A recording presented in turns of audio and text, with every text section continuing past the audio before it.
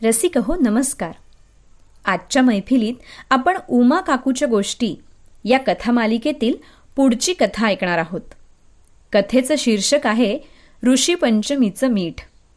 चला तर ऐकूया श्री स्वानंद जोशी लिखित कथा ऋषी पंचमीचं मीठ. आनंदाची पखरण करत श्रावण सरला. आवरणांच्या दिवशी सिंधूच्या आवडीची आपरस खाणवी केली. ताजी भाजणी केल्यामुळे चकल्या तळल्या. उद्या सिंधू कडक उपास करणार म्हणून आज तिचं कोडकौतुक केलं. नहाण झालं.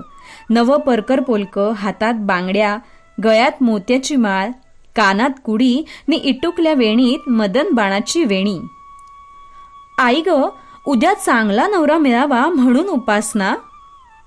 हो तर देवी पार्वतीला मिळाला तसा मनासारखा नवरा मिळावा म्हणून करायचा हो उपास.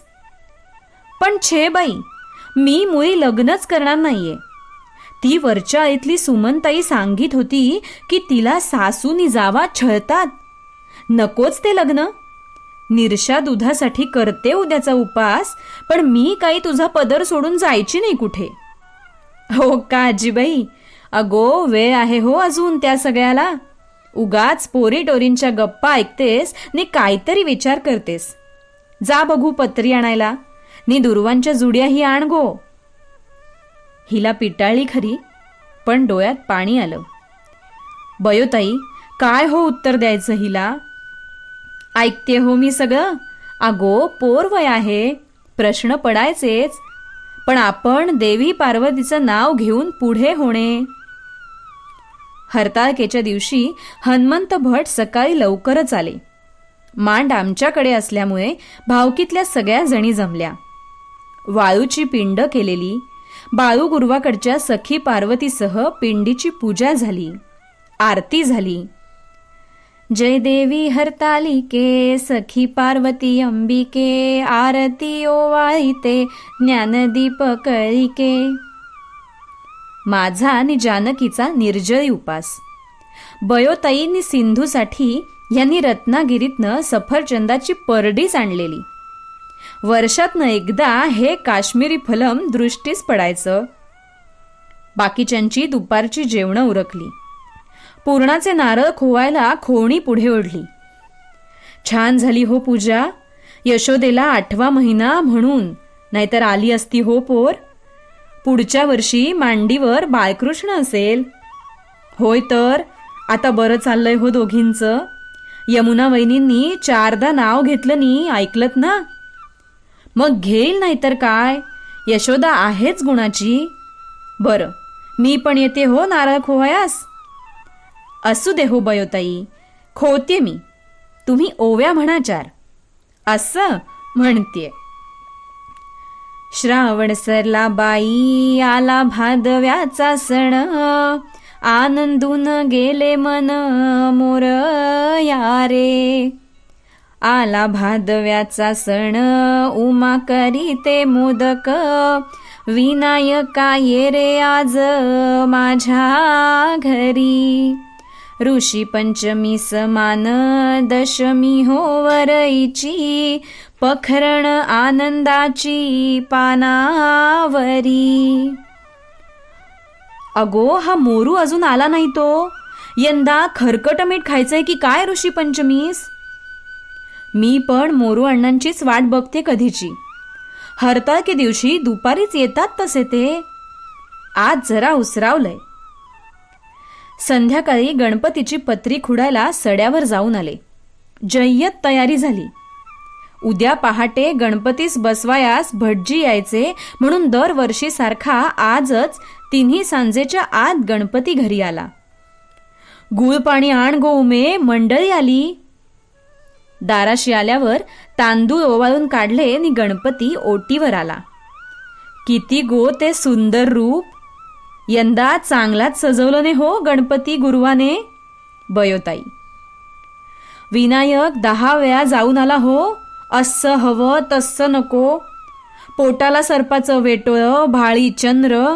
तुम्हीच एक एक गोष्टी सांगता ना, म्हणून हौस हो लेकराची. गणपती देवघरातल्या मखरात विराजमान झाला. रात्री सगळ्या जणी आरती नि जागरणाला आल्या. तेरडा आणि सोनकीने भरले बाई सडे, तुझी माझी फुगडी हरताळकेच्या पुढे. चिरे बाई चिरे, लाल दगडी चिरे, चुलती पुतणीची फुगडी गर फिरे. झिम्म्याचा खेळही रंगात आलेला नि बाहेर पावसाला ऊत आला, कोसळत होता नुसता. सगळ्या जणी खेळून दमल्या नि माझघरातल्या गप्पांना सुरुवात झाली. ओटीवरच्या कंदिलाची काजळी बघायला गेले तो दारात मोरू अण्णा हजर. पावसाने झोडपल्यामुळे ओले चिंब झालेले. मोरू अण्णा, आधी पाठच्या दारी या बघू, कडकडीत पाणी तापवते हो. होय, आज पावसाने कहर केलान गो, पण मी नेम चुकवण्यातला नाही. हे घे ऋषींचं मीठ. मी भिजलोय, पण मीठ चांगलं असेल. द्रोणाला बरीच पानं गुंडाळलीत. नमस्कार तुम्हाला. बराच वेळ झाल्यामुळे शेजारच्या सगळ्या घरी गेल्या. उद्या सगळ्यांना लवकर उठायचं आहेच. मोरू अण्णा आंघोळ उरकून आले. कुळथाचं पिठलं नि भात वाढला गरमागरम. तेवढ्यात बयोताई आल्या. मेल्या मोरू, पावसाच घेऊन आलास रे यंदा, नि पत्ता काय तुझा? दुपारी यायचास खरा. अगो बयो, आमच्या वाडीतल्या झिलग्या शिंद्याची गाय अडलेली. दुपारी निघालो इकडे यायला, तो झिलग्या दारात हजर. रडकुंडीस आलेला अगदी. तसाच गेलो त्याच्याकडे. जोखमीचं होतं, पण हरताळकेच्या कृपेने झाली सुटणूक नीटपणी. पाडी झाली चांगली गोरी पान. संध्याकाळ झाली वार पडायला. गाय दमली बरीच. शेवटी घरी जाऊन आंघोळ केली नि निघालो. पावसाचं वर्तमान कळतच होतं, म्हणून जीवापेक्षा मिठाला जपलं नि आलो तुझ्या दारी. मोरेश्वरा, नमस्कार हो तुला. दुपारी झाला विषय. म्हटलं हा मीठ द्यायला यायचा, पण पुण्यकर्म करून आलास हो. भलं होईल तुझं. जेव सावकाश. ये मग ओटीवर. पान सुपारीचं तबक वाट बघतोय हो. तू यायचा म्हणून ज्येष्ठमत काढलाय फडताळातून. ह्यांनी मोरू अण्णांची निजायची व्यवस्था बघितली. दमले भागलेले मोरू अण्णा 4 गोष्टी मारून पान सुपारी खाऊन निजले. रात्र केव्हाच सरली. सिंधूला पहाटे लवकर उठवली. दही भाताचा नैवेद्य दाखवून आरती करून हरताळकेचा कवळसा करून झाला. ओटीवर आलो तो, आई हे गो कोण झोपलेलं? मोरू अण्णा ते. रात्री उशिरा आले हो ऋषीपंचमीचं मीठ घेऊन. सांगते मग हकीकत, इथे कुजबुजू नको, चल आत. बयोताई उठल्या होत्या. आंघोळ उरकून स्वयंपाकघरात आल्या. मिठाची पुरचुंडी चुली मागे ठेवलनी. उमे, काय गो करशील या मोरूला? नेम नाही चुकवलं हो. माझे आशीर्वाद आहेत त्याच्या पाठीशी. हो तर, माईंपासून चालत आलेली ही मिठाची गोष्ट, पण माझ्या राज्यातही येतात ते. तुझं वागणं तसं चांगलं आहे म्हणून येतो हो. जसं द्यावं तसं घ्यावं. मिठाची गोष्ट? हे गो काय बयो आजी? सिंधू. अगो, ऋषी पंचमीस बैलाच्या मेहनतीचं काही खायचं नसतं हो. निसर्गाचा देता हात असतो. तो स्वतःहून जे देईल त्यातून तयार झालेलं ते चालतं हो उपासाला. म्हणून तर पाठच्या दारी पडवळ, काकडी, आंबाडी, भेंडा नि बरंच काय काय करते तुझी आई. पण मीठ तयार करायला बैलाची मदत घेतात, पाण्याची ने-आण करायला. मग ते कसं चालेल? हा मोरू राहतो गुळ्यात, समुद्राच्या सानिध्यात. मोठी भरती आली की उन्हाळ्यात पाणी अडतं कातळावर. उष्म्यामुळे कातळावर नैसर्गिक मिठाचे खडे तयार होतात.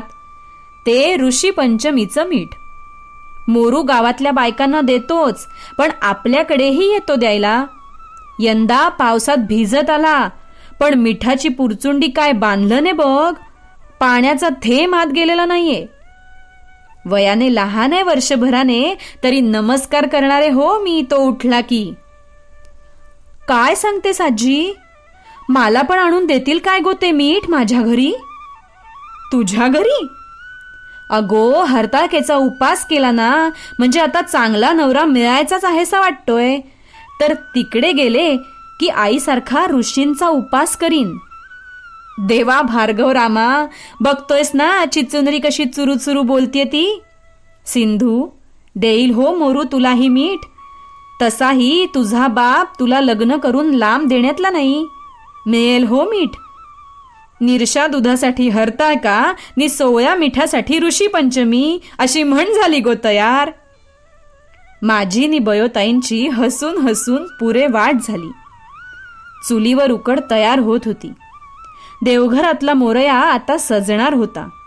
नि प्रेमाचं खारट पण सोळ्या चवीचं मीठ घेऊन आलेला मोरया ओटीवर निजला होता.